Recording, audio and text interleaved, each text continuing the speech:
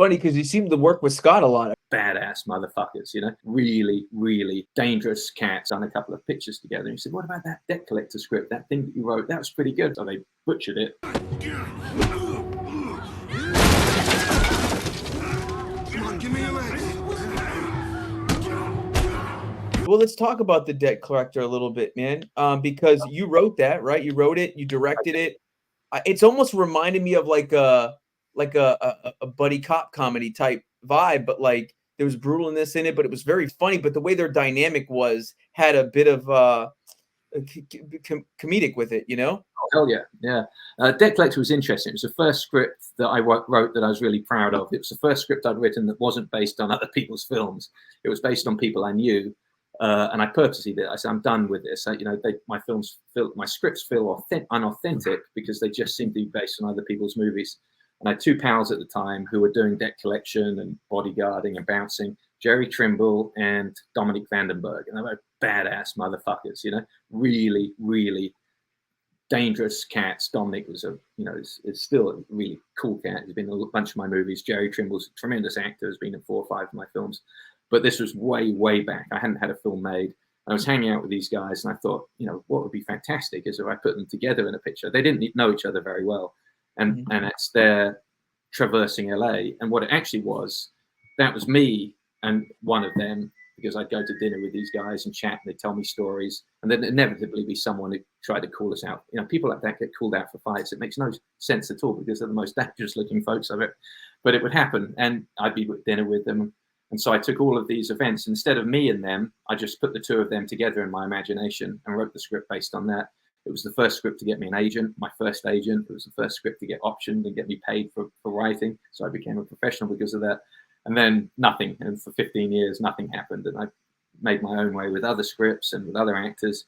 And then I had this thing going with Scott Adkins where we'd done a couple of pictures together. And he said, what about that debt collector script? That thing that you wrote, that was pretty good back then. I'm like, oh God, I don't even know if I've still got a copy of it. And I found it on a hard drive to an old computer. I pulled it off that one. It would mention faxes and telexes. No one had cell phones in it because we didn't own cell phones back there. So I had to kind of update it a little bit and brush it off. And we were like, oh gosh, this is a pretty good script. It was good. So we got that set up almost immediately with Jalbert. We had all wanted Jerry, you know, who was the original Sue, to come in and play that, you know, who it was based on, but he was based in Canada. He'd moved up to Canada. He couldn't work it out. He was doing TV. And so William Kaufman, another director I'm friends with, recommended Louis Mandylor. And I called Louis and we sort of weighed it up, and, you know, he did it for pennies on the dollar because he wanted to work with Scott and with myself, and ended up being a fantastic collaboration. You know, it was really good. And the guys put all of that chemistry in there. That was them, you know, that came, it was written, but the way that they brought it to life was really down to their abilities as actors and the natural chemistry that they had with each other, which just worked very, very well. I've been watching this stuff going, man, there's way too much talking in this. This is terrible. I'm going to end up cutting it all out. And it worked because, you know, they were confident with it and happy with it. It's like, okay, you know, because normally you try and minimize, you try and make a haiku of the dialogue in a script. You don't want more than 3 lines of dialogue.